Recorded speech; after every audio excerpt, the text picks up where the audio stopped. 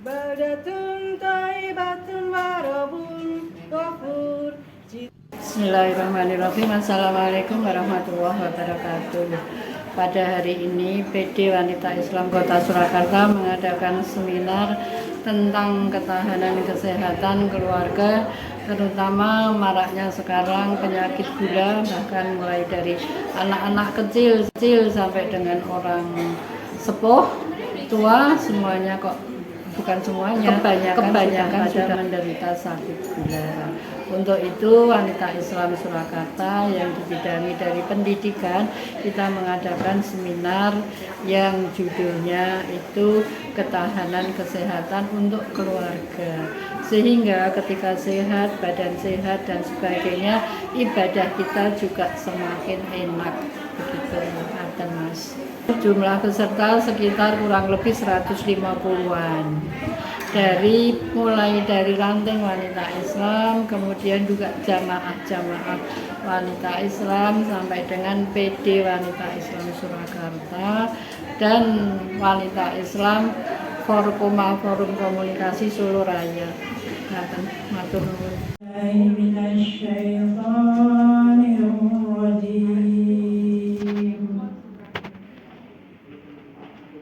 Bismillahirrahmanirrahim. Wa ma Muhammadun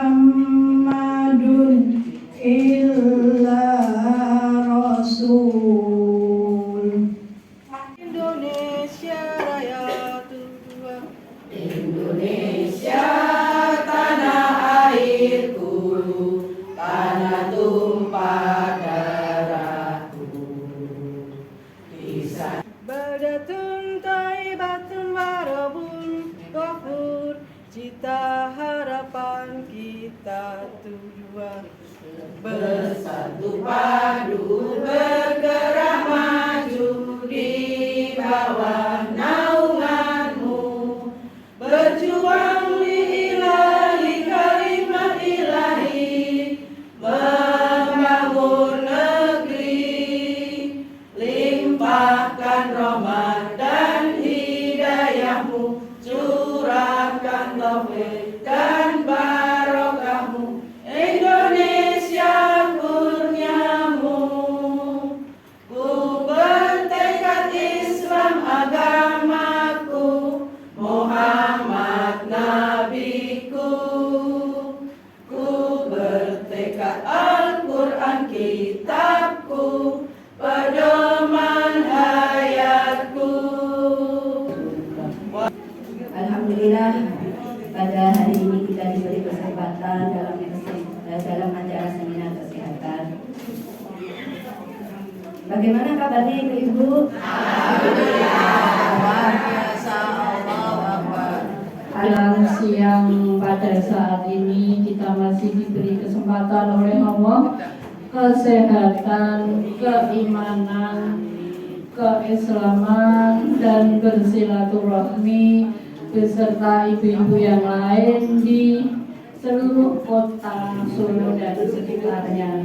Alhamdulillahirabbil alamin. Assalamualaikum warahmatullahi wabarakatuh. Alhamdulillah, nahmaduhu wa nasta'inuhu wa nastaghfiruh wa na'udzu billahi min shururi anfusina wa min sayyiati a'malina. Man yahdihillahu fala mudilla lahu wa man yudlil fala hadiya lahu.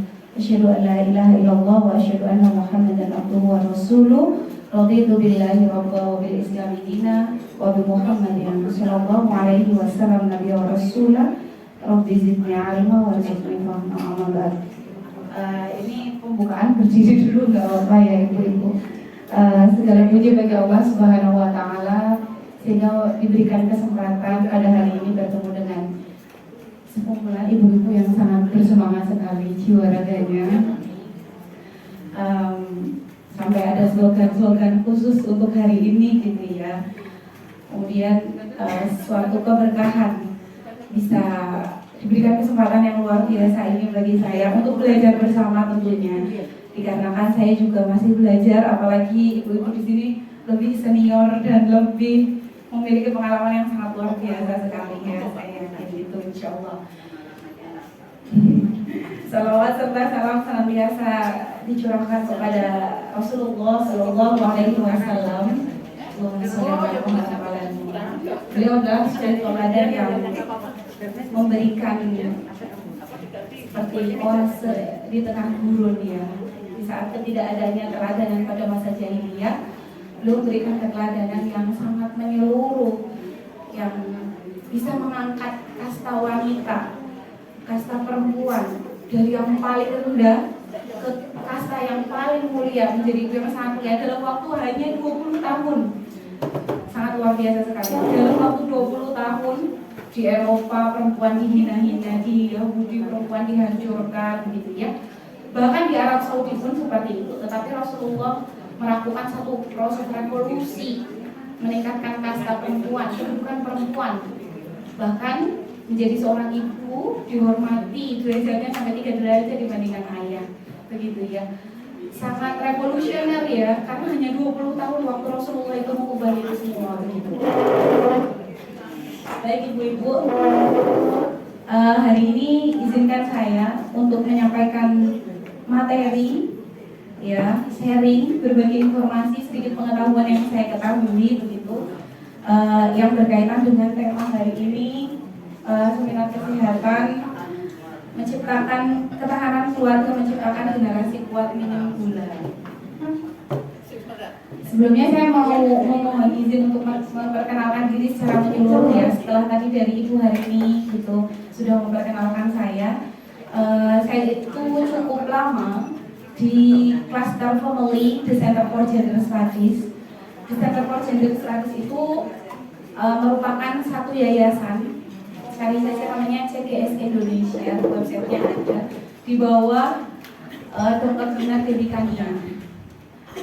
Di Center Gender for Studies itu ada berbagai klaster di dalam Center Gender for Studies itu. Dulu saya, karena saya itu cukup 10 tahun ya di Jabodetabek ya. Ini baru 2 tahun ini saya di Solo.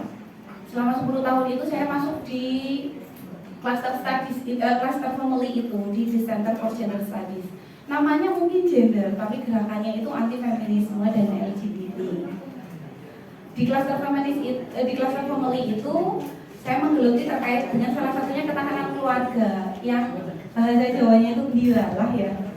Ternyata WI juga mengangkat isu tersebut, ketahanan keluarga begitu. Dulu itu kolaborasinya dengan Prof. Senarti, salah satu profesor di Institut Pertanian Bogor. Sehingga terkait dengan isu ketahanan keluarga mungkin sedikit yang cukup saya ketahui karena memang saya di Cluster Family tersebut selama 7 tahun ya, selama 7 tahun ini begitu. Selain itu juga di Center for Gender Studies itu kadang itu melakukan satu pembuatan kelas intensif ilmiah. Berapa saat itu biasanya mengundang Ustadz, salah satunya adalah Ustadz lulusan S3 dari Gontor, namanya Ustadz Dr. Khalil Hasib. Kemudian beberapa doktoral lainnya ataupun sekarang kadang itu pernah juga mengundang salah satunya adalah Prof. Hamizat Karsi, yaitu salah satu rektor Unida Gontor, juga Profesor Syamsuddin Arif. Itu kolaborasi di The Center for Gender Studies. Salah satunya itu juga AILA, Aliansi Keluarga, Aliansi Cinta Keluarga. Nah, sehingga saya pikir hari ini kenapa kemudian saya berbahagia ya, karena hari ini saya diberikan kesempatan untuk bercerita terkait dengan bagaimana pandangan saya yang sedikit ya dan masih muda dan masih memperjuangkan untuk keluarga begitu di hadapan ibu-ibu, karena memang di Cluster Family tersebut atau kluster keluarga tersebut saya menggelutinya cukup lama begitu. Baik, sebelumnya saya terima kasih pada Ustazah Nani, ini guru saya juga ini, mohon maaf apabila ini mengoperasionalkan PPT-nya. Judulnya adalah terkait dengan ketahanan keluarga menciptakan generasi kuat minim gula. Bisa di next sebentar. Saya memulainya dengan apa itu ketahanan keluarga. Ada beberapa banyak teori ya ibu-ibu, tapi mungkin saya tidak akan menceritakan banyak teori terkait dengan ketahanan keluarga itu. Bagaimana intinya keluarga itu bertahan dengan banyak sekali konflik. Saya mengumpamakannya dengan bisa itu tadi tali, gambar tali. Saya mengumpamakannya itu dengan tali yang terpilih kuat. Tali yang terpilih kuat. Jadi ikatan keluarga itu sesuatu yang memilin, itu terikat gitu. Ibaratnya bahasa sederhananya itu darah lebih kental daripada air. Ikatan keluarga itu memilin sehingga apapun jenis yang bisa dimasukkan dalam ikatan keluarga, maksudnya jenis nilai-nilai kebaikan, itu akan terpilih dengan kuat dari satu generasi ke generasi lain.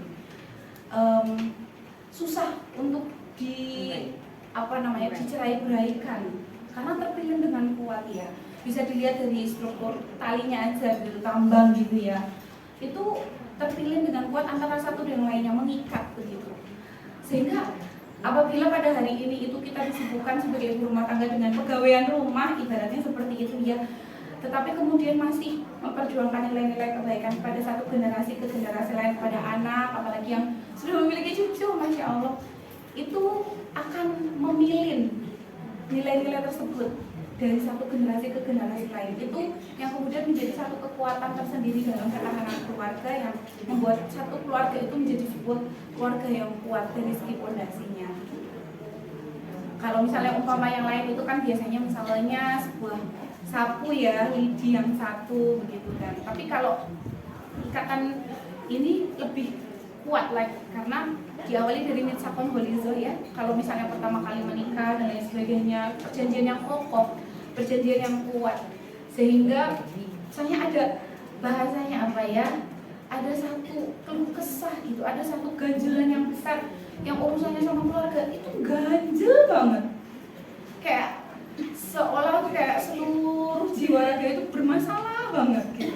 Ada satu permasalahan apa ini anak sekolah gimana atau apa, kayak ganjel banget karena itu ikatannya memilih dengan kuat seperti tali tambang itu tadi.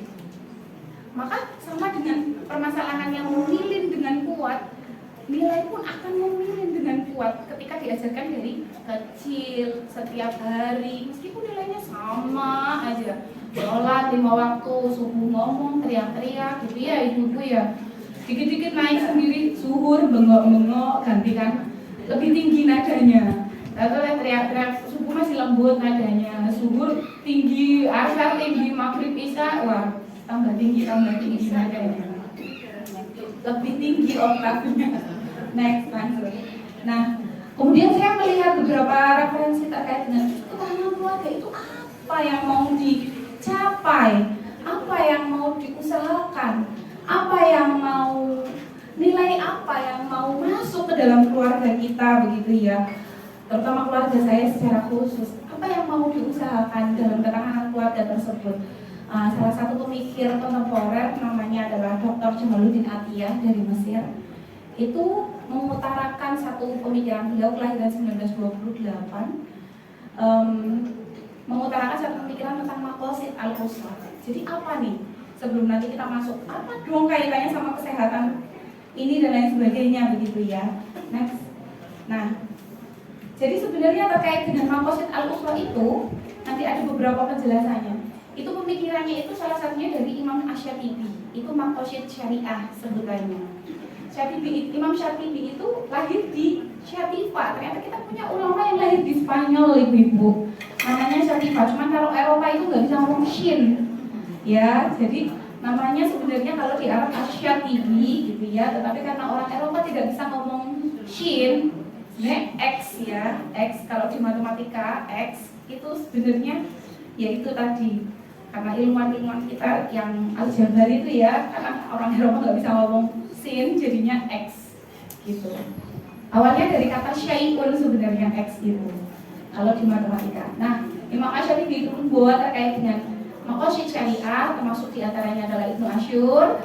Nah, kemudian setelah dilakukan satu pemikiran yang mendalam, ada ulama kontemporer dari Mesir, itu adalah Dr. Jamaluddin Atiyah. Nahwa Taf'il Maqasidus Syariah. Maqasidus. Nah, ini kitabnya. Ya, Jamaluddin Atiyah, kitabnya itu. Next. Nah, Bagaimana kemudian ketahanan keluarga menurut Jamaluddin Atiyah itu?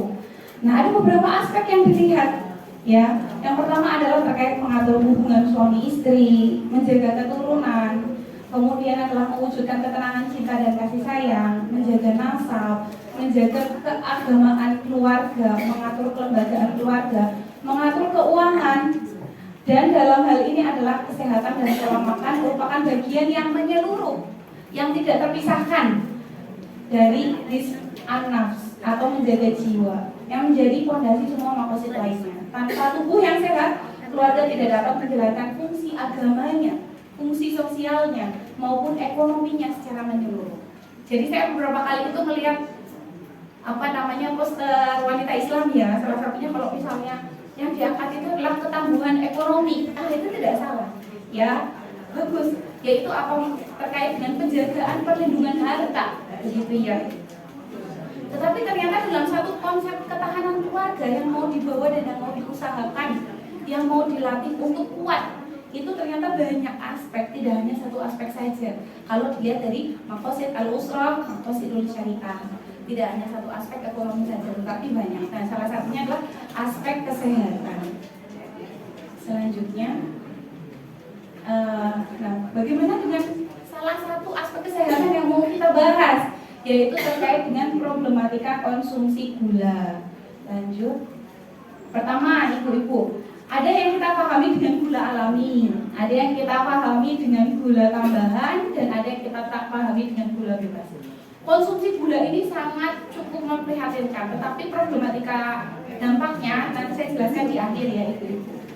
Gula alami ini sering ditemukan bersamaan dengan nutrisi penting seperti vitamin, mineral, dan serat. Terdapat dalam buah dan sayuran. Tetapi kalau misalnya sudah kena diabetes, tentu saja gula alami juga tidak boleh sembarangan dikonsumsi ya, meskipun itu adalah buah. Termasuk juga apabila sudah terkena penyakit ginjal, gula alami juga tidak bisa disembarangan konsumsi ya. Tidak boleh sembarangan makan buah sebanyak-banyaknya padahal dia sakit ginjal dan lain sebagainya. Kemudian gula tambahan sering digunakan untuk menambah rasa manis pada makanan, minuman olahan, contohnya adalah sukrosa gula pasir, madu, fruktosa, dan glukosa. Kemudian gula bebas adalah jumlah total gula tambahan yang ditambahkan makanan atau minuman seperti minuman bersoda, yogurt, kemudian rasa buah dan sereal. Ini adalah jenis-jenis gulanya. Apapun jenis gulanya, kembali lagi seperti misal kayak gini. Dalam dunia kesehatan ya ibu, kadang kan kita ada ilmu mengatakan gini, habatus sauda itu obat untuk segala obat, gitu ya, kecuali tua gitu ya, masa tua gitu. Tetapi ada garis bawah di situ, kalau dalam dunia kesehatan itu tidak bisa semua jadi obat. Habatus sauda itu bisa meningkatkan peristaltik usus, atau ususnya itu jadi cepat gitu ya, bergeraknya gitu ya. Jadi habatus sauda itu tidak boleh untuk anak diare, tidak boleh untuk sakit diare. Obat bisa menjadi racun dan bisa menjadi obat dalam satu sekaligus. Itulah kenapa butuhnya dokter, atau di sini mungkin adalah terapis dan lain sebagainya. Harus ada ilmunya. Tidak bisa. Bukan hadisnya salah, enggak hadisnya enggak salah. Tetapi harus dilihat bahwa obat itu ada kontraindikasinya. Tidak boleh diberikan kepada pasien ini, kayak gitu ya. Sama dengan habatus sauda tadi, nggak bisa diberikan kepada orang yang diare, nanti lancar banget malahan ya, malah nggak berhenti, itu berbahaya gitu ya. Jadi harus dilihat gitu. Sama dengan gula, kalau misalnya dia porsinya sedikit itu bisa baik-baik saja. Tapi kalau misalnya dia porsinya berlebihan ya, Jamaluddin Atiyah itu dokter Jamaluddin Atiyah juga menjelaskan kalau berlebihan maka itu tidak baik untuk tubuh kita gitu. Tapi kalau misalnya dalam posisi yang lemes banget belum makan, kayak misalnya orang-orang Palestina ya, sesep-sesep gulanya pakai kurma, masya Allah masih kuat mereka ya. Ya itu bisa gitu ya, kan jadi berbeda ya. Kalau misalnya itu ada kadarnya, sesuatu yang dikonsumsi itu ada kadarnya. Nah ini dia rekomendasi asupan gula. Ini ada usia dan tahun. Kalau misalnya ibu-ibu di sini berarti di atas 19, sama saya juga di atas 19 sudah cukup. Nah ini ada usia yang paling kecil. Di situ ada takaran sendok tehnya. Kalau misalnya 2 sampai 4 tahun, itu sekian takaran gramnya. Kemudian ada takaran sendoknya sekian. Semakin kecil tentunya takaran gulanya semakin sedikit. Padahal kadang-kadang cucu-cucu anak-anak yang masih kecil itu doyan sekali es teh. Ini loh ibu, permen, betul. Terus nabati, maaf ya sebut merek. Maksudnya itu, nah itu sangat banyak sekali. Ini disclaimer-nya juga adalah bukan maksud untuk merugikan pedagang ya ibu-ibu, bukan, enggak, tapi dikonsumsi secara porsinya begitu ya. Mohon maaf nih kalau ada yang penjual es di sini, maaf, bukan ya, bukan maksud seperti itu ya, tetapi dikonsumsi secara porsinya. Nah kemudian itu tadi usia 2 sampai 4 tahun, kemudian 4 sampai 7 tahun, takaran sendok tehnya sekian ya, 4 gram juga itu sedikit sekali ibu-ibu, yaitu mentok di 6 sendok teh atau sekitar 6 kali kan 4 ya kan, dari sekitar 24 sampai 30 gram gula. Selanjutnya, nah ini yang tadi saya katakan menurut Dr. Jamaluddin Atiyah itu, apabila itu berlebihan maka itu masuknya adalah isyraf ya, tidak boleh berlebihan terkait dengan konsumsi gula ya, itu nggak boleh berlebihan karena apa, akan mengakibatkan permasalahan yang banyak, diabetes, obesitas, kerusakan hati, gangguan kognitif, bahkan kecanduan. Gula pun bisa kecanduan ya, kalau misalnya terus menerus misalnya ngeteh pagi-pagi terus kayak nggak ngeteh, kayak nggak kuat gitu, seharian lemas gitu. Oh nggak ngeteh loh, pagi ngeteh, kalau nggak ngopi, kalau mau kayak duh hidupku tuh apa artinya ini, kayak gitu ya, kayak lemas banget kayak gitu. Nah itu kecanduan ya, bisa di level kecanduan, bisa jadi di level seperti itu gitu. Nah kemudian akibatnya generasi kita itu tumbuh dalam kondisi yang sakit kronis, tidak produktif, dan membebani kesehatan keluarga serta negara. Nah, oleh karena itu keluarga harus berani menetapkan batas aman konsumsi gula sebagai bagian dari pencegahan kerusakan atau al-mafasid. Selanjutnya, ini penelitian saya sempat masuk ke beberapa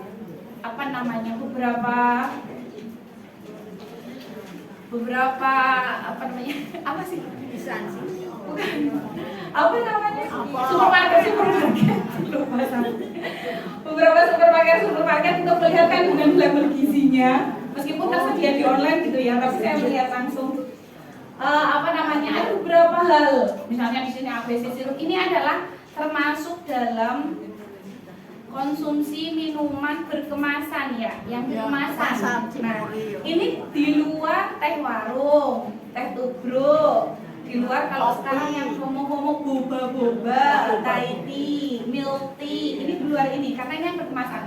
Tapi saya juga meneliti yang berkemasan juga, kadar gulanya juga banyak gitu ya. Dari ini ada ABC sirup, ternyata gram-gramnya ada. Dan berdasarkan ini ada bagian 1 ya, ini baru 10. Next, ini 1 saya langsung. Ini ada yang kedua, ada 50 produk yang saya teliti. Ini yang kedua, kemudian next lagi. Ini yang ketiga, kemudian yang keempat. Ini produk selanjutnya, ini semuanya ada. Next yang kelima, lanjut. Nah ini, sehingga ibu-ibu itu perlu mengerti kadar gulanya. Tapi tenang aja, sudah saya ringkas. Saya ringkas yang pertama yang paling tinggi, boleh menjadi catatan ibu-ibu. Yang pertama itu yang paling tinggi itu sirup. Sirup SKM, sudah number 1, merah. Ya, susu kental manis. Itu number 1, sirup susu kental manis itu number 1 gulanya. Gak boleh tiap hari ya, itu karena tinggi gulanya. Dan Yakult juga tinggi. Makanya pakainya Yakult yang biru. Yakult yang biru itu aman, tapi Yakult yang merah itu tinggi gulanya. Ya, Yakult yang merah itu tinggi, maka Yakult yang biru yang aman. Itu yang pertama sirup. Yang selanjutnya kayak teh-teh, kopi-kopi itu paling rendah misalnya ya, tapi tidak boleh setiap hari. Teh pucuk, kemudian ichi ocha ya, apalagi ya biasanya itu tetap paling rendah, tapi tidak boleh yang terkenal tuh kalau di alkohol itu apa? Golda apa?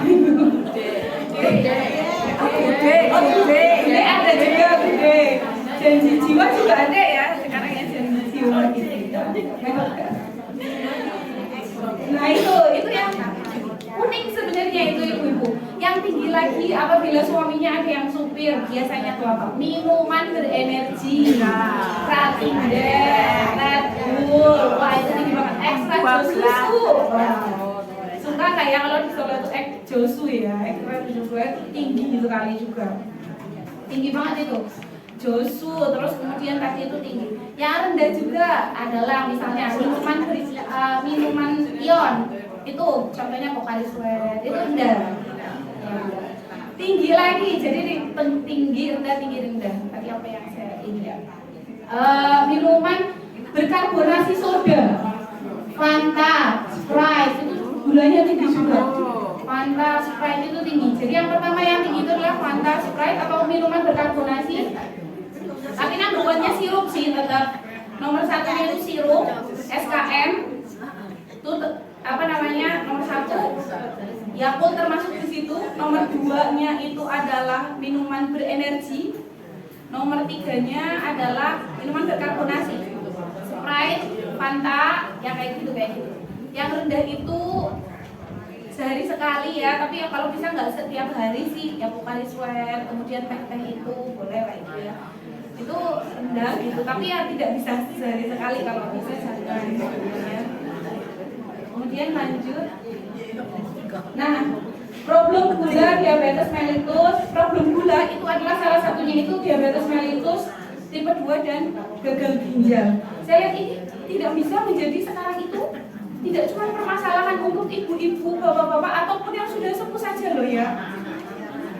Saya punya murid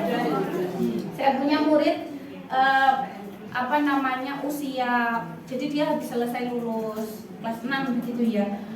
Jadi pas COVID itu ibunya cuma ngasih uang saku aja tiap harinya. Nggak tahu kan dia makan apa gitu. Tahu-tahu setelah COVID selesai dia masuk pondok, karena kelas 6 tuh baru 2 minggu masuk pondok dia sakit. Kan bingung sakit apa ya, katanya dia ya, karena nggak ngerti, dia udah agak cukup mengalami halusinasi ya. Sakit di sini, katanya semuanya sakit. Ya, dia tuh sakit apa kan kayak gitu kan. Nah kemudian ternyata setelah dicari tahu adalah dia masuk ke rumah sakit Cipto Mangunkusumo tipe A di Jakarta. Ternyata dia gagal ginjal sudah. Dia nggak tahu, dia nggak ada alarmnya tubuhnya, tahu-tahu sudah parah. Tahu-tahu sudah tidak bisa BAK atau buang air kecil begitu ya, gagal ginjal nggak kuat. Ya bertahan itu 1 minggu aja meninggal dunia, belum sempat hemodialisis.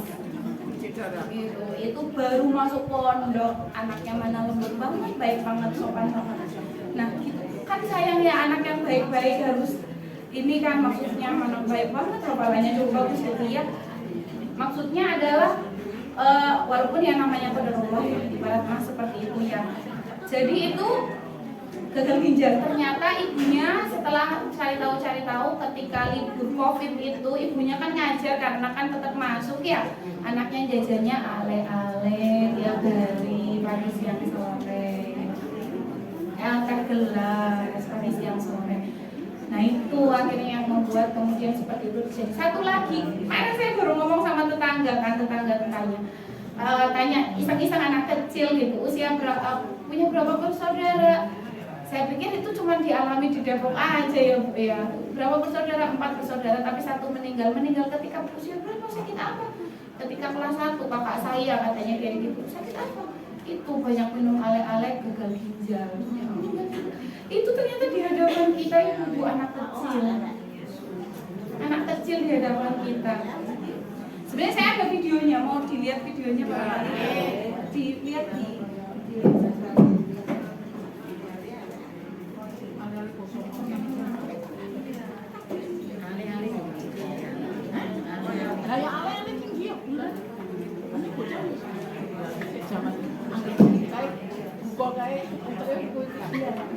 apa jenenge kan lho Mbak, poso ngono itu.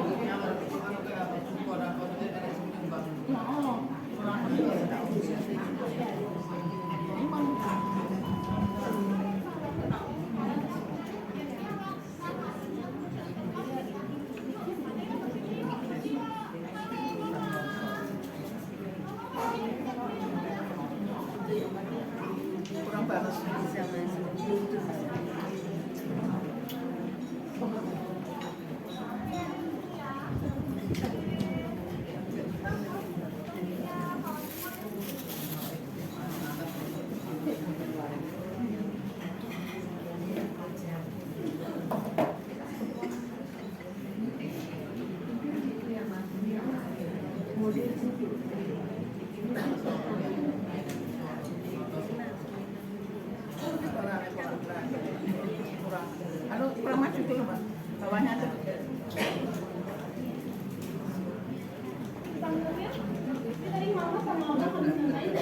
Apa kok? Ya, kalau dia hadir disuntik. Iya. Iya, itu kalau udah selesai baru disuntik HPV.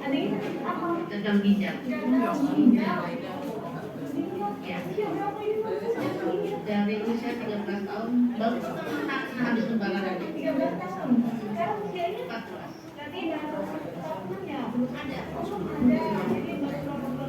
Dari bulan April. Iya. Iya. Gejalanya apa kalau ya sempat HB-nya 5,4. Iya. Minimal. Iya. Kata dokter karena minuman. Iya. Kayak teko. Kayak teko. Iya. Iya.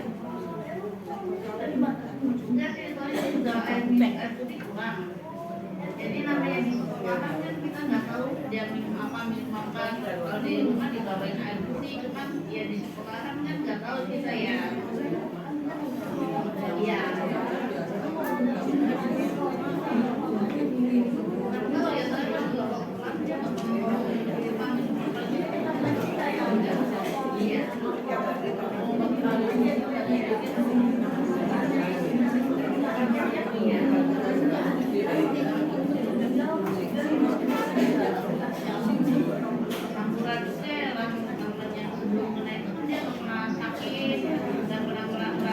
Pinggang sakit, pipinya juga, jadi bawa duduk aja udah iya, iya, iya. Kalau lihat dia tidur gitu ya, dari awal dia mungkin iya, tapi kan nggak bisa ngapain iya. Namanya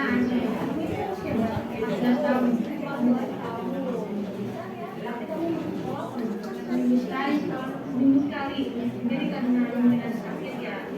Tapi kamu tahu kakinya gagal ginjal dan berbahaya nggak sih? Bahaya itu nggak berbahaya, nggak bisa sebagai nggak bisa membahayakan orang tuanya. Tapi kamu tahu penyebabnya kenapa itu cara minum mewah. Kamu minum jadi apa? Tentara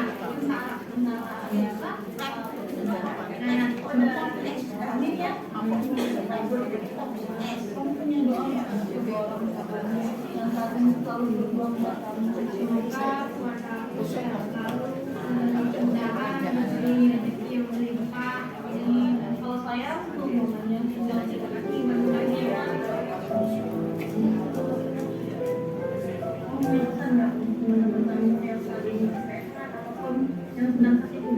yang lagi pada sakit, obat kesembuhan, yang ada juga penyakit air putih. Seandainya nih kamu dikasih kesempatan ya buat minum sama Rili Salim. Yang pacar ini ya sama dia. Rili Salim ya sama pacar ya. Kalau kamu udah ketemu Rili Salim, kamu mau ngapain? Mau ikut challenge. Challenge sama dia. Oh nggak tahu mungkin challenge dapat iPhone ya. Oke sahabat pakai doain ya. Saya kan memberi jalan terus kan masih banyak karena ini apa dari juga yang baru ya. Berarti sama mama. Oh my god. Thank you. Ini apa dari juga yang berat ya. Berarti sama mama. Oh my god. Thank you. Sekali lagi nih ongkos ya buat Asmi ya. Ini saya terima.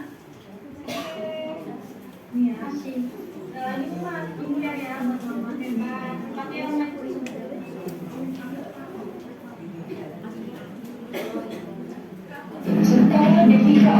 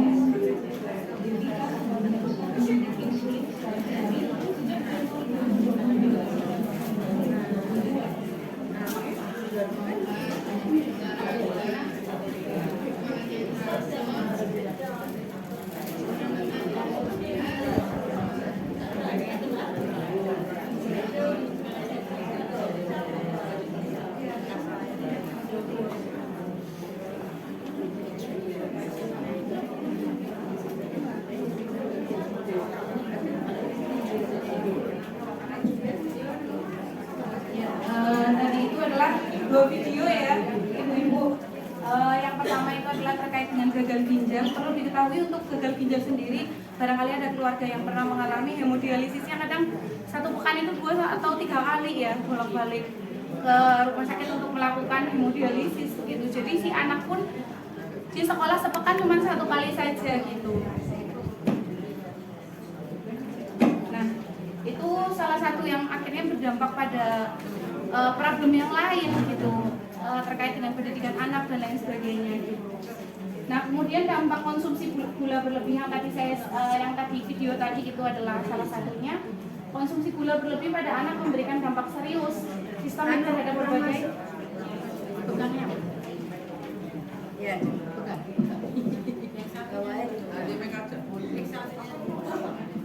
cek. Oh iya. Nah, tadi dampak konsumsi gula itu pada anak itu akan mengakibatkan banyak masalah ya. Itu tadi diabetes tipe 2 itu sebagian saja. Jadi ada anak yang kalau diabetes tipe 1 itu biasanya bawaan ibu. Tapi kalau diabetes tipe 2 itu karena faktor lingkungan ya, atau kebiasaan pola hidup, pola makan dan lain sebagainya. Nah, ternyata angka diabetes tipe 2 itu tinggi juga di Indonesia untuk anak dan remaja gitu. Kemarin itu bahkan ada informasi bahwa beberapa siswa itu diukur tensinya udah tinggi-tinggi. Saya lupa beritanya di mana itu. Tensinya udah tinggi, padahal kok bisa gitu tensi. Karena mikir kok bisa tensinya tinggi gitu ya. Padahal masih anak-anak remaja begitu, tapi tensinya udah tinggi begitu ya. Nah, faktor-faktor itu semua ternyata kita perlu ekstra kuat ya untuk penjagaan itu begitu. Nah, selain itu gula yang menjadi makanan utama. Kenapa kemudian sebelum masuk yang lain? Kenapa kemudian gula ini bermasalah sekali? Gula itu berbeda dengan nasi. Nasi pun sebenarnya berbeda dengan kita umpamakan bukan gula dengan jagung lah. Seperti ini. Gula itu karbohidrat itu ada 2 ibu. Karbohidrat simpleks dan kompleks. Kalau karbohidrat simpleks dia makan tuh. Nggak usah diolah dulu sama usus, langsung keserap. Nah, itu yang berbahayanya di situ. Tapi kalau misalnya makan nasi kan dikunyah dulu gitu ya. Dikunyah dulu, diproses dulu gitu. Nah, sehingga diproses dulu, itu namanya karbohidrat kompleks. Nah, sementara kalau minum gula gitu ya, minum gitu masuk gitu ya, udah nggak diproses, kita nggak kenyang. Iya kan? Jadi itu kayak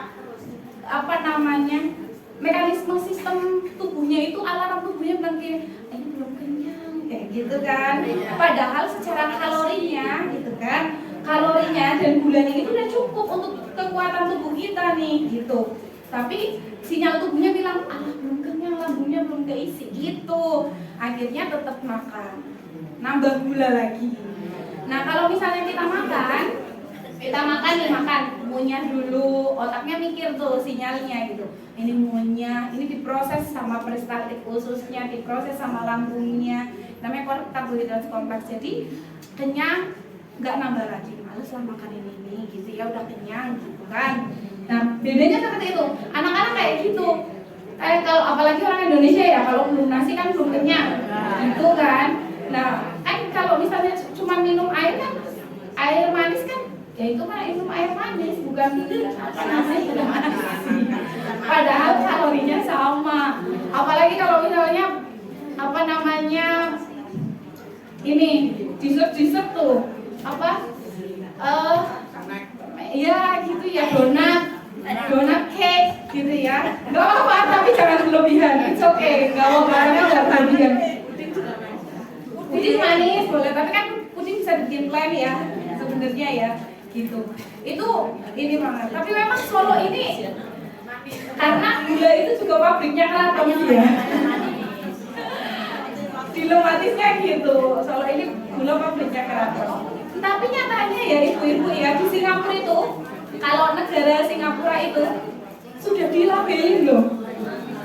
Sudah yang tadi saya bilang itu kuning, oranye dan lain sebagainya itu di Singapura itu sudah dilabelin. Jadi konsumen itu nggak usah ngitung kayak saya tadi.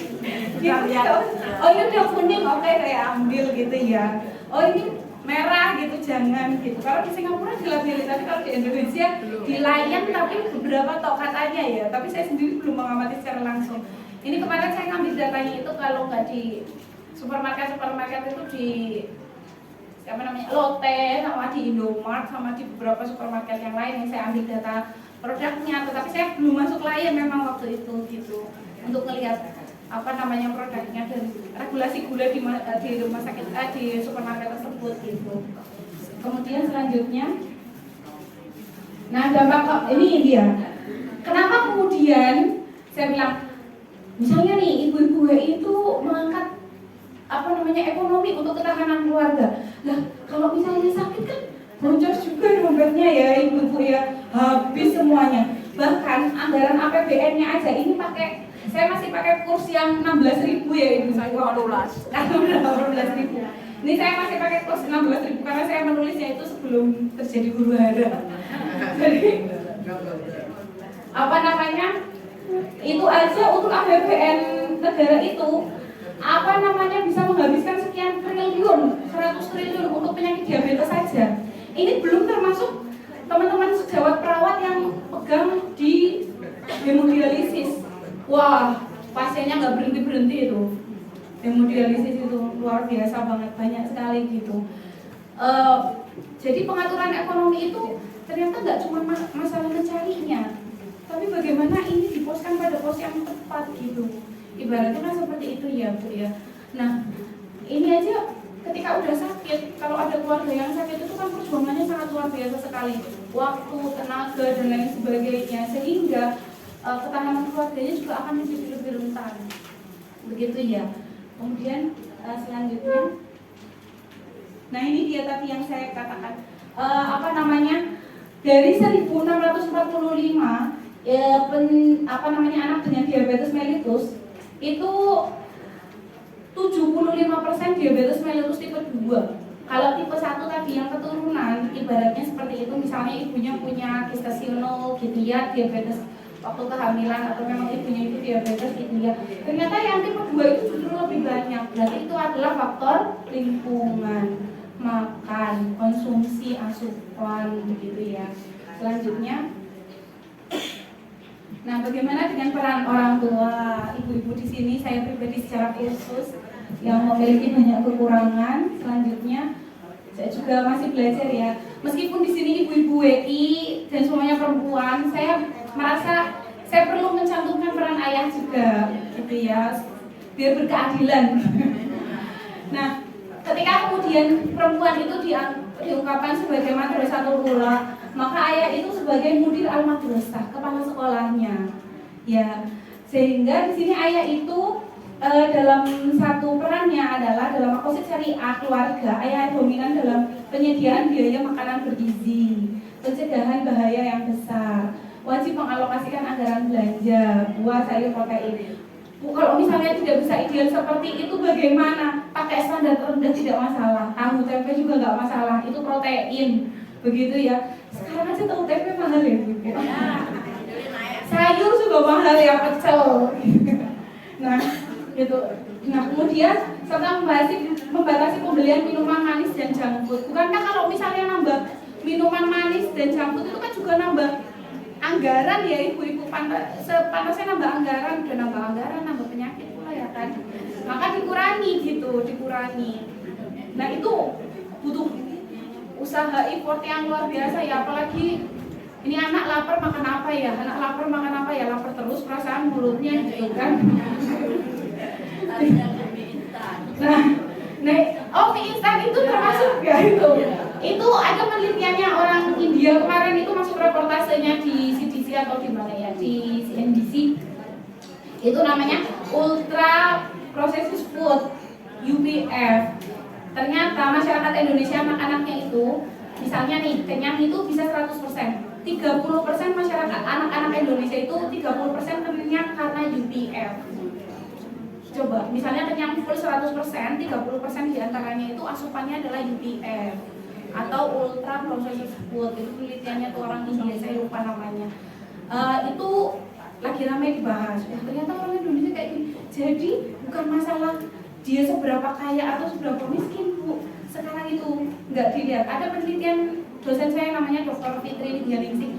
Bahkan anak yang kaya pun bisa stunting. Kenapa? Karena makanan snacknya gitu. Anak yang kaya pun bisa stunting. Jadi nggak mesti ya ibu-ibu, nggak mesti itu ekonomi menjadi satu takaran. Itu penelitian dosen saya menggunakan data sekunder atau misalnya dataset 5 tahunan Indonesia. Ternyata ditemukan nggak cuma masyarakat yang kaya, nggak cuma masyarakat miskin yang bisa stunting, orang kaya pun bisa stunting gitu ya. Jadi ini yang perlunya ilmu tuh di situ gitu. Nah di situ ini letaknya peran ayah itu sebagai mudir al-madrasah gitu. Selanjutnya ini adalah peran ibu sebagai madrasatul ula. Tentunya misalnya kalau ibu itu bisa menyediakan makan dan lain sebagainya, meskipun itu bukan satu hal yang wajib ya ibu memang, tetapi karena uruf atau kebiasaan di sini adalah sebagai sebuah penyediaan makanan, ya bisa kalau misalnya ada pembantu diobrolkan dengan pembantu. Kalau misalnya nggak ada, yang menyediakan makanan untuk keluarga itu bagian jihad yang luar biasa zaman sekarang. Maksudnya jihad yang luar biasa menyediakan makanan sebagai keluarga. Selanjutnya, nah integrasi bersama itu adalah maksudnya sinergi bareng-bareng kerjasama baik ayah maupun ibu terkait dengan banyak hal, anggaran dan lain sebagainya gitu. Kemudian selanjutnya, nah ini dampak positifnya sehingga ketika dari satu yaitu disnas atau terkait dengan penjagaan kesehatan tubuh dan jiwa itu bisa kemana-mana. Secara penjagaan akal, ternyata gula itu berpotensi pada pelemahan memori anak. Ya, kemudian penjagaan agama. Ketika kemudian anak itu mengkonsumsi gula, maka konsentrasinya berkurang, sholatnya susah, kemudian tubuhnya juga gak terjaga. Bagaimana mau sholat ketika sakit? Bagaimana mau sholat ketika tuh yang penting itu susah gitu ya. Tapi ya tetap aja Allah Maha Rahman ya. Bentuk-bentuk sholat banyak, maksudnya bisa duduk, berdiri dan lain sebagainya. Tapi kan itu butuh effort yang luar biasa begitu. Nah kemudian menjaga keturunan, anak sehat ya, orang tua juga jadinya misi keluarganya ke depan keluarga mau seperti apa itu bisa dibicarakan dengan baik. Kemudian penjagaan harta, daripada kemudian ada satu teman saya daripada nanti buat berobat mendingan makan sehat sekarang kayak gitu kan ya. Daripada uangnya habis buat berobat, makan sehat sekarang. Semoga aja bisa sehat, ikhtiar ya Bu ya, walaupun Allah yang menentukan lah ya nanti begitu. Kemudian selanjutnya, nah ini langkah praktisnya, ini untuk bersama-sama ya, yaitu keluarga bersepakat terkait dengan gula. Bapaknya juga menjadi teladan, ibunya juga teladan terkait dengan ngetehnya dikurangi dan lain sebagainya. Bisa nggak ya Bu? Bisa nggak ya? Nah kemudian ibunya menyusun menu bareng-bareng ya. Jadi kalau dalam keluarga tidak bisa ibu saja atau tidak bisa ayah saja, nanti patah sayapnya. Kemudian ayah mengatur belanja, olahraga keluarga bersama, physical activity. Sebenarnya penelitian saya itu ada aktivitas fisik juga, tetapi yang nanti ibu-ibu coba isi itu adalah terkait dengan gula. Terus kemudian edukasi, cerita ini nggak sehat, kamu hari ini sudah ini nggak sehat, nah nanti gigi kamu dimakan sama bakteri kalau minum yang manis-manis, pakai bahasa yang sederhana tentunya ya. Ini nggak sehat, nanti kamu perutnya sakit karena banyak gula kayak gitu. Nanti diare enak enggak, seperti itu kan. Pakai sesuai dengan bahasa anak-anak tentunya. Kemudian selanjutnya ini tadi sama ya terkait itu tips-tipsnya bisa dilihat nanti bisa menggunakan buah segar atau kacang ya. Kacang itu bagus juga ibu-ibu. Kemudian bisa juga yogurt tanpa gula. Edamame juga kayaknya banyak ya di Solo ya yang bisa akses dengan mudah gitu ya. Pecel aja juga sehat juga. Tapi anak-anak kayaknya nggak doyan ya kalau pecel ya. Saya rasa ibu lebih kreatif lah kalau tentang menu luar biasa. Selanjutnya, nah ini selanjutnya ini adalah pengisian kuesioner yang mungkin tautannya sudah di-share ya dengan panitia ya. Kuesioner ini adalah untuk menentukan sebenarnya konsumsi gula saya berlebih apa enggak, rapot gula. Jadi yang rapotan nggak cuma anaknya aja, nilai jelek dimarahin. Harusnya orang tua dimarahin juga kalau gulanya tinggi, kolesterolnya tinggi gitu ya. Nah, kuesioner ini sudah saya ajukan ke salah satu dosen saya spesialis gizi klinik, namanya Dr. Budianti, sama yang tadi saya sebutkan Dr. Fitri Tidianingsih itu seorang epidemiolog. Jadi kuesioner yang saya bikin itu, oh iya ini udah pas nih untuk membahas terkait minuman gula dan apakah berlebih, apakah enggak. Next, ini barcode-nya, ini webnya. Sudah di-share tautannya? Sudah di-share belum? Sudah oleh panitia. Boleh diklik tulisan ini, klik persis masuk Google Chrome. Habis itu ngeklik ini. Kalau misalnya bisa scan barcode, klik Google Lens. Sudah di-share itu. Mbak Nur mana? Sudah. Ini nih. Bisa media. Bisa Google Lens terus di foto. Google Lens tahu nggak? Google Lens itu yang ini HTTP itu sudah diapain orang Google Foto sudah Google nanti itu rapor gula. Jadi Google Lens itu yang mesin pencarian Google sampingnya ada gambar kamera itu ibu, diklik habis itu difoto. Caranya sudah dipakai tautan apa? Sudah tautan. Dan nggak apa-apa kalau sudah tautan. Boleh diisi. Boleh sebenarnya Mbak Nur mana ya? Tadi sudah Mbak Nur.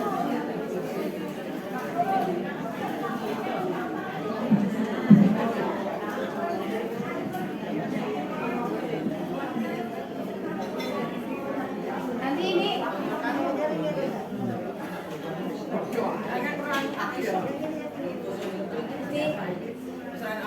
yang cek pengurus cek.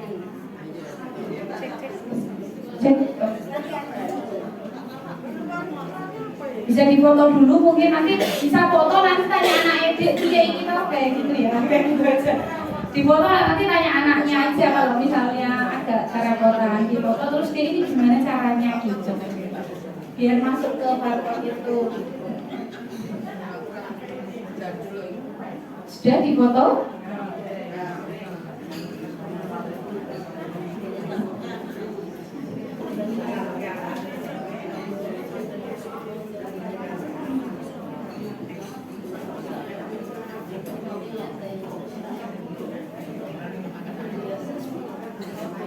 yang daftar lewat saya tinggal di judul. Tinggal diklik kalau udah ada tautan. Ini pakainya bukan Google Form, ini pakainya website. Jadi websitenya memang dibuat sengaja namanya Siaga OB. Nah, itu bisa diklik aja di website tersebut. Di tautan websitenya.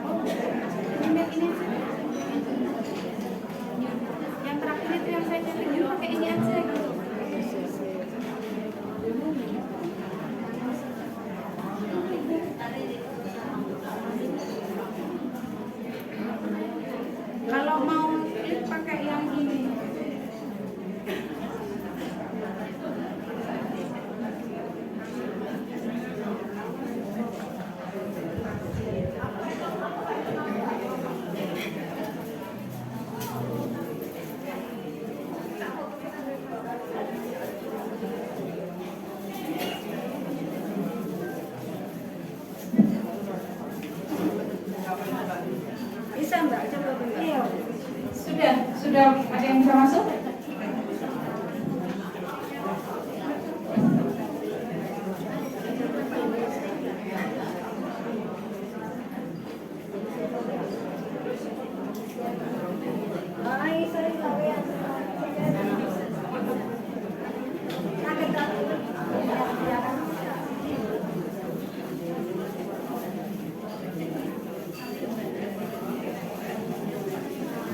Oke, next dulu ya. Nanti bisa di-share barcode-nya dan tautannya. Selanjutnya,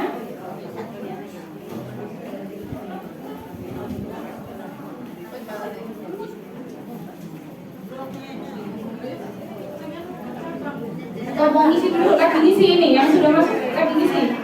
Ngisi dulu aja, nggak apa-apa.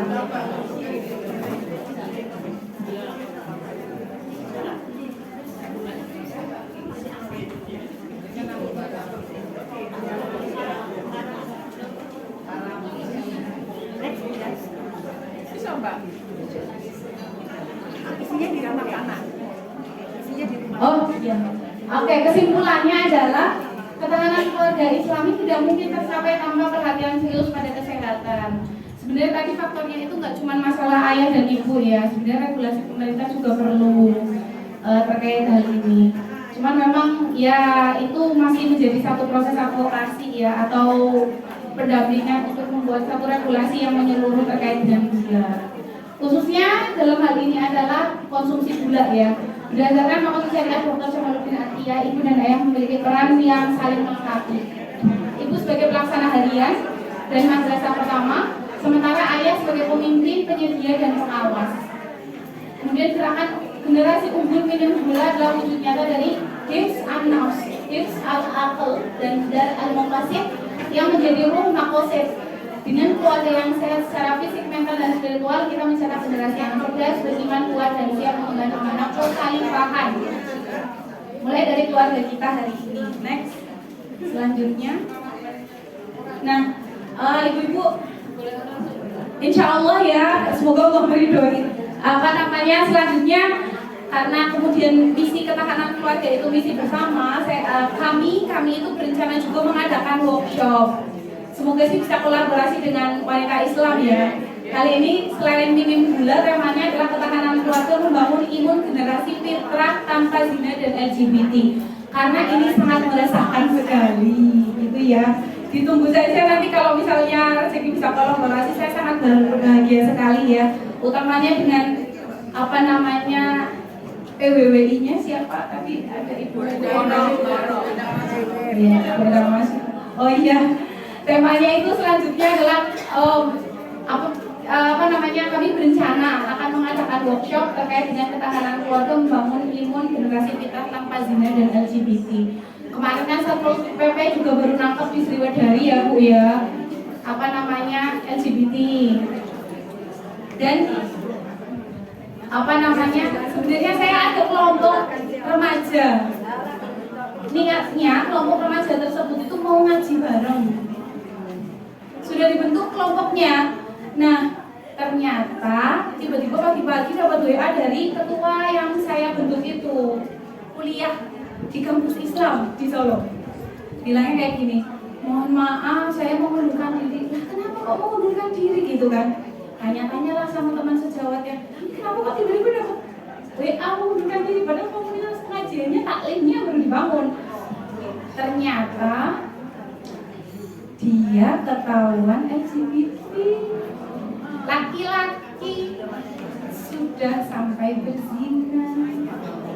Ketahuannya dari mana? Jadi ketahuannya tuh muter-muter Bu, dilalah aja dapat. Jadi sharing email Mobile Legends, ceritanya gitu. Kan mabar tuh, main bareng ya, sharing email Mobile Legends. Nah temennya itu ngeklik foto, wah trauma dia, kok fotonya kayak gini gitu kan. Karena orang-orang kayak gitu tuh biasanya ngefoto Bu, kok fotonya kayak gini, langsung shock kan. Habis itu cerita yang ngeliat foto itu, ini gak beres orangnya kayak gitu, ternyata di LGBT. Saya bilang kan, saya tanya, kalau LGBT itu ada dua Ibu, satu yang dominan, satu yang minor. Yang dominan itu yang bayarin, yang minor itu yang melencong gitu, yang kayak kemayu gitu ibaratnya gitu ya. Tanyain, dia yang mayor, yang dominan atau yang minor? Ternyata dia yang dominan, yang bayarin. Jadi dia yang justru berbahaya gitu. Akhirnya kan kemudian saya tanyalah sama guru saya itu, Dr. Dina Dewi Kania, Ibu, ada nggak sih preventif atau rehabilitatif kalau sudah kayak gini di Indonesia, lembaganya ada tidak? Jawabannya boro-boro nggak ada di Indonesia. Karena apa? Saya pernah mengikuti persidangannya di Mahkamah Konstitusi. Saya sudah pernah bercerita sebelumnya di sini udah jamin bahwa Indonesia itu sampai saat ini tidak ada hukum yang mengkriminalisasi LGBT, ibu-ibu, tidak ada. Jadi kalau misalnya ada pesta zina, ya ini kan sama perlindungan terhadap nasabnya itu kan sangat bermasalah. Pesta zina cuman ditangkap doang karena mericukan, habis itu dibebasin lagi. Karena tidak ada hukum yang menaungi itu gitu. Jadi ini sangat memprihatinkan sekali. Termasuk kasus yang sangat besar itu kan waktu di salah satu institusi Islam di Solo itu yang dan tidak disangka ustadznya hafal 30 juz ya. Maaf banget. Jadi ini tidak mesti ya, enggak mesti dia punya ini pun, makanya ini tuh karena apa? Cara berpikir Islamnya yang tidak pas kayak gitu. Di Pati ada, ya kan? Kalau di Pati kasusnya kiai sama santriwati. Kalau di Solo kasusnya ustadz yang hafal 30 juz sama anak didiknya kelas 2 yang jadi target laki-laki. Sehingga saya pikir itu sangat memprihatinkan sekali ya.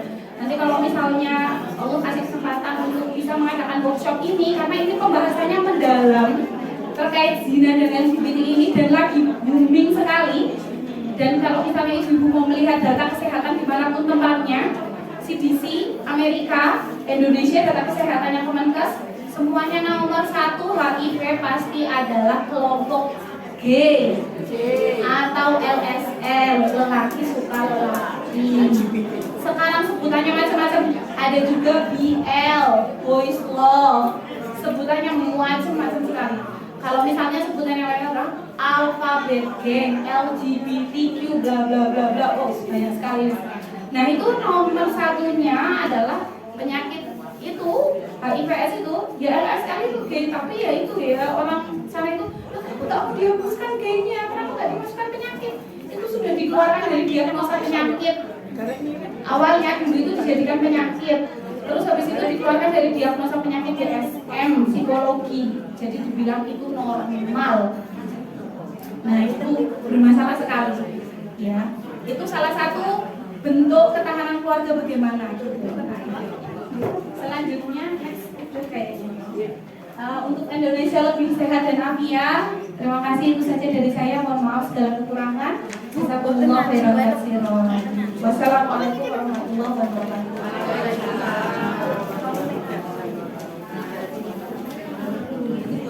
Halo, terima kasih Pak Guru.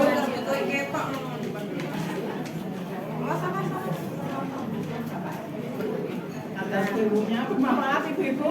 Insya Allah ya. Ya nggak masuk. Ini nggak masuk.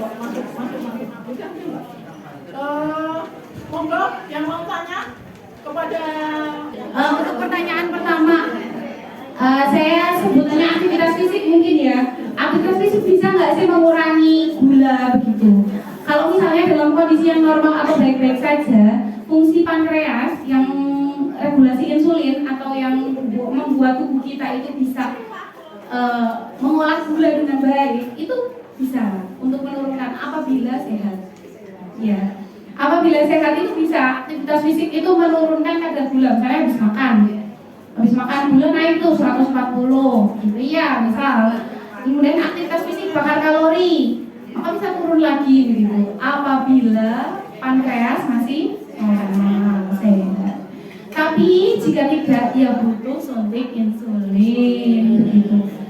Pun ketika kemudian dia dalam posisi ini, pun ketika dia misalnya sudah didiagnosa diabetes, itu agak lucu kadang-kadang. Makanya orang diabetes itu kadang suka ngakalin. Misalnya dia nih, bangun pagi gulanya rendah.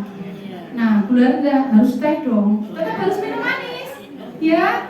Terus habis itu habis makan, sebelum makan kan suntik insulin dulu tuh, Bu. Suntik insulin. Habis itu rendah lagi, ya minum manis. Nggak bisa, kalau diabetes nggak boleh terlalu drop dan nggak boleh terlalu tinggi. Dua-duanya fatal, sangat mengerikan. Nggak boleh terlalu rendah dan habis suntik insulin itu ngedrop gulanya, sangat ngedrop. Tapi kalau habis makan high five tinggi sekali, nggak boleh rendah. Nah itu karena diakalin. Ya udahlah nanti makan ini nanti disuntik gitu, karena diakalinya kayak gitu ya. Jadi aktivitas fisik itu cuma untuk tadi ya, untuk kaitannya pola hidup ya. Tapi kalau sudah didiagnosa, apabila sudah didiagnosa kondisinya cukup sulit gitu, perlu pendampingan ya.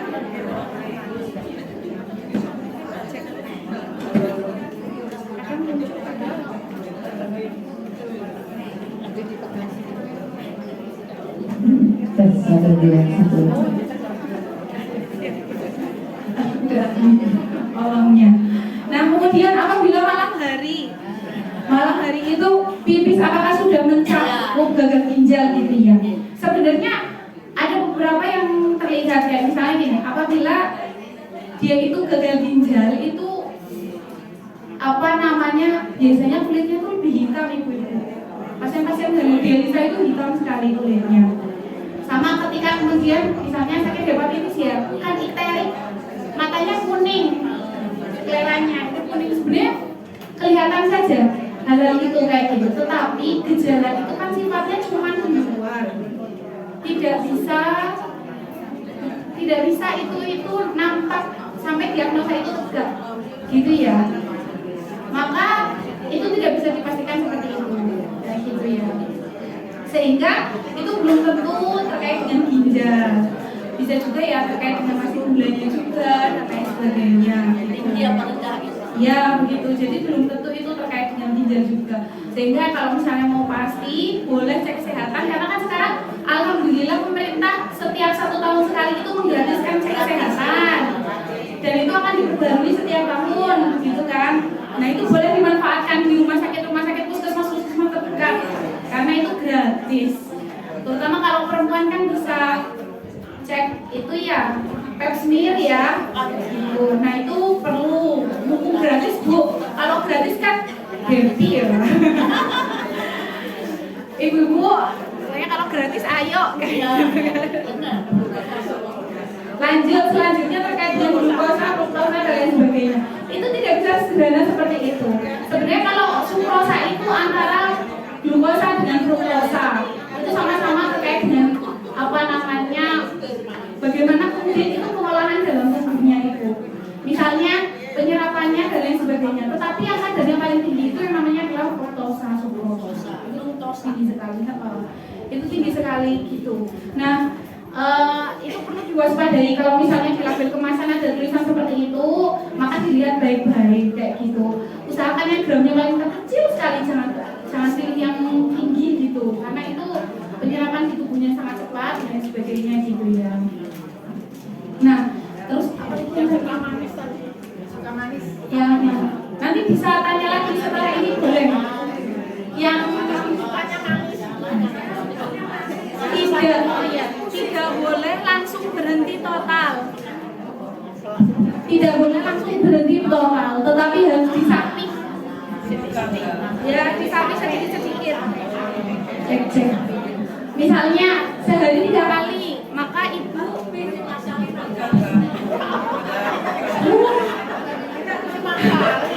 kali sehari Bu. Cek. 1 gelasnya berapa sendok? Berapa sendok? 2 sendok Mas. Sendok teh apa sendok makan?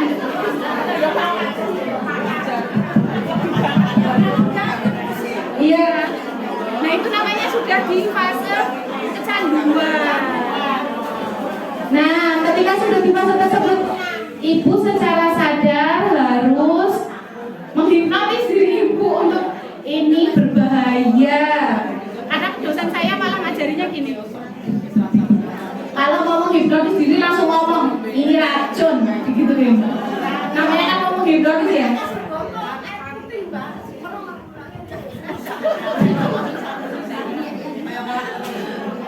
Dikurangi, mungkin hari ini 6, besok 5. Ya kan banyak banget Bu. Hari ini 16, besok 5. Besok 4, sayangi cucu dan anak ya Bu ya. Besok 4, besok 3, besok 2. Aktivitasnya sih bikin aktivitas yang bisa lupa. Saya bisa gitu ya. Di mindsetkan bisa bismillah gitu ya.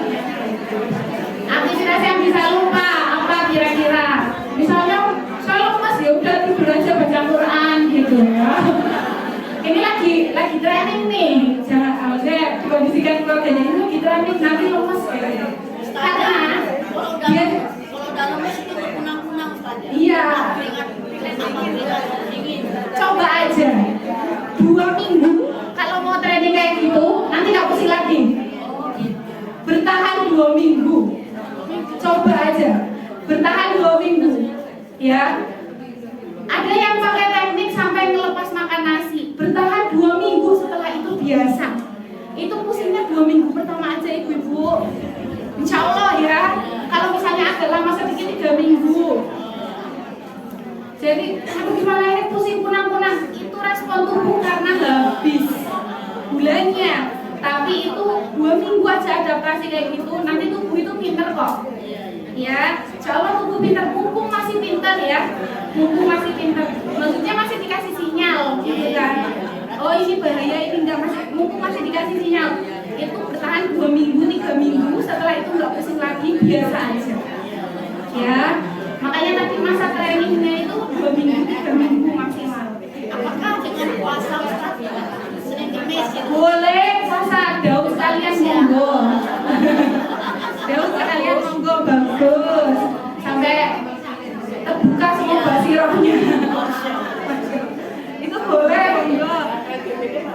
Oke, terakhir ya terkait dengan LGBT.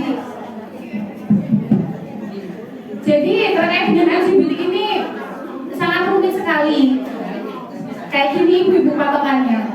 Kalau secara sains itu akan berubah. Ya, kalau secara sains dan teori keilmuan itu akan berubah. Tetapi kita pegangannya bukan secara sains. Nah, secara sains itu dulu awalnya itu adalah diagnosanya namanya DSM untuk psikologi. LGBT itu masuk ke dalam diagnosa penyakit mental, makanya ada konsul kayak orang gila. Standarnya sama kayak orang gila, mohon maaf ya. Mohon maaf. Standarnya itu sama dengan penyakit kejiwaan. Tetapi setelah kemudian terjadinya revolusi, awal revolusinya itu namanya revolusi feminisme, kesetaraan gender. Ya. Nah, setelah kemudian terjadinya revolusi sampai sekarang adalah feminisme gelombang keempat. Itu yang kemudian akhirnya feminisme itu udah nggak laku lagi karena apa yang mau disetarain, orang perempuan juga jadi laki-laki, laki-laki jadi perempuan kan. Ibaratnya di barat itu sudah tidak bisa mengartikan perempuan itu apa, ya gitu. Secanggih-canggihnya barat sampai nggak ngerti perempuan itu apa. Nah, kemudian setelah revolusi tersebut dikeluarkanlah dari diagnosa DSM sehingga fix menurut ilmiah LGBT bukan penyakit kejiwaan. Tapi untuk dokter-dokter muslim, psikolog-psikolog muslim masih mempertahankan itu penyakit kejiwaan dan bisa terapi. Bisa terapi. Ada komunitas yang namanya yang punya itu namanya Kak Sinyo Egi. Namanya Sahabat Pelangi. Itu masih aktif sampai sekarang membahas terkait itu. Sampai nih dulu ya saya ceritain. Kadang-kadang tuh kasusnya kayak gini. Laki-laki nih, dia tuh menikah. Anaknya ustadz, suka khutbah, ngajinya bagus, tapi dan sebagainya. Menikah cuma untuk kedok, dia normal, istrinya nggak disentuh. Pas buka HP istrinya, fotonya astagfirullahaladzim. istrinya di situ di komunitasnya Kak Sino Egi itu pada curhat kayak gitu banyak, nggak 1-2. Jadi nggak mesti ya itu curhat nggak 1-2, banyak banget. Nah habis itu setelah curhat banyak banget seperti itu pada ngomong tuh gimana ini, pada ngomong cerai aja daripada kena HIV-nya, daripada kena penyakit ini itunya, mendingan cerai aja, kecuali suaminya mau berhenti total kayak gitu. Nah itu nggak bisa. Saya sendiri kalau misalnya tadi ngadepin murid saya itu yang di komunitas Salim itu harus konsultasi. Saya tidak bisa, itu harus konsultasi ke psikolog yang profesional kayak gitu. Dan ini merupakan satu agenda besar. Karena apa? Kalau misalnya LGBT, mereka kan harus transgender, ganti kelamin dan lain sebagainya.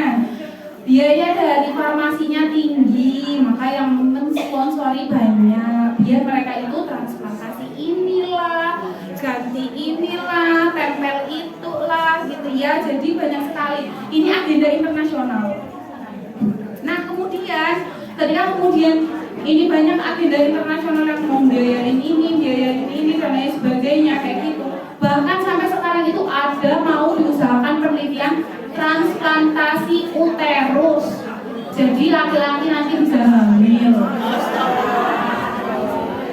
Saya baca penelitiannya tapi belum berhasil sampai sekarang.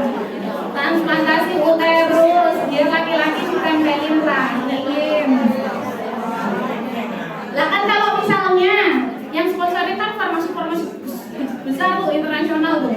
Nah kan kalau misalnya mereka transgender kan mereka kan suntik hormon terus Bu. Yang cewek suntik hormon testosteron seumur hidup.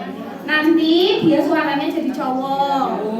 Habis itu operasi, mohon maaf payudaranya diambil. Kan duit lagi tuh, ya kan? Habis itu yang perempuan juga disuntik biar keluar laki-laki disuntik biar muncul payudaranya. Lah kan contohnya ada tuh Cinta Luna bolak-balik kan ke luar negeri kan 700 juta, 1 miliar, 5 miliar, duit ngalir tuh. Makanya promosi mereka sangat gencar karena mereka nggak mungkin nggak promosi kalau cuannya nggak balik gitu ibu-ibu.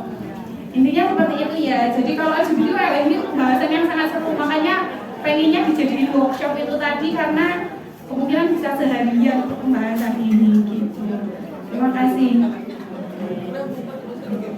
Bersatu padu bergerak maju di bawah naunganmu, berjuang di ilahi kalimat ilahi, membangun negeri, limpahkan rahmat dan hidayahmu, curahkan taufik dan barokahmu, Indonesia kurniamu. Ku bertekad Islam agamaku, Muhammad nabiku. Ku bertekad Al-Quran kitabku, pedoman hayatku.